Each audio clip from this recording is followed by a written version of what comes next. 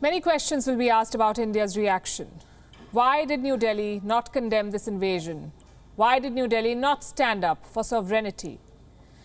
The fact is, this is geopolitics. There are no straight answers here. On social media, you will hear many such arguments. Ukraine never helped us in the past, so why should we help Ukraine? The West never gave us military technology, so naturally we should support their rival Russia. Such arguments are simplistic. They do not cover the complexities of geopolitics. On Thursday, Prime Minister Narendra Modi spoke to President Putin. Apparently, the call was requested by Moscow. Here's what the Indian readout said. Prime Minister appealed for an immediate cessation of violence and called for concerted efforts from all sides to return to the path of diplomatic negotiations and dialogue. Well, that's what Ukraine wants too, immediate cessation of violence. But here's what the critics say. Russia is the aggressor here. Russia chose this war. Russia is waging this war. Then how can all sides return to diplomacy? This has been India's consistent position. Only talks and restraint can resolve the crisis. During December and January, this was fine.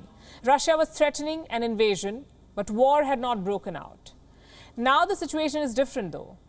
Dozens of soldiers are dying in Ukraine. Thousands are fleeing the country. This is not about power politics anymore.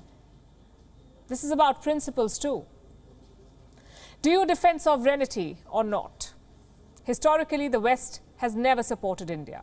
On military aid, on diplomatic support, on nuclear energy, the West wanted a lackey, and they found one in India's rival, that is Pakistan. So naturally, India moved closer to the Soviet Union, and that partnership continued even after 1991. Russia's first president, Boris Yeltsin, visited India in 1993. He openly supported India on Kashmir. He said, truth is on India's side. And don't forget all the military support. India got submarines, aircraft carriers, rifles, all kind of military aid from the Soviet Union. That continues under Russia. 23% of Russia's military export is to India. More than 50% of India's military assets are of Soviet or Russian origin. Not to mention the joint projects like BrahMos. You know all of this. The bottom line is this. Russia helped India when no one else did. Russian weapons still dominate India's arsenal. That is the argument for neutrality. What is the opposing argument? That principles sometimes, if not always, have to be more important than politics. India too has powerful neighbors. India too has disputed borders. So should New Delhi have stood up for Ukraine in this time of crisis? It may sound like an emotional argument, but there is logic here as well. In the last decade, India-US relations have grown many-fold. Today, the ties are all-encompassing. Security, economy, diplomacy, on most things, India and the US agree. This Indian administration, the current government, has invested a lot in this relationship, more than any other in recent history. Will India's ambivalence on Ukraine hurt this relationship with America?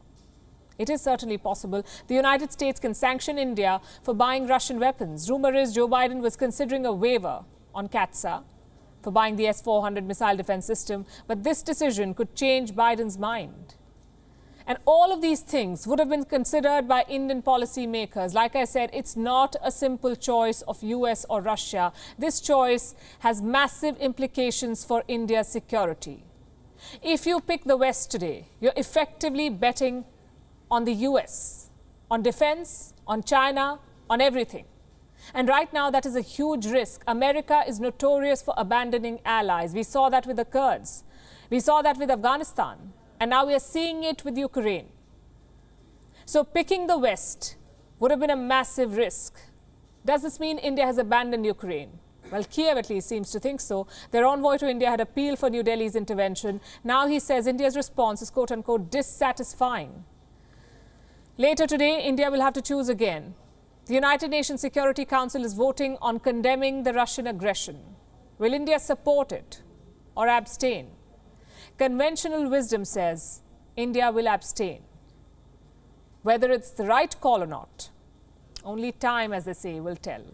WION is now available in your country. Download the app now and get all the news on the move.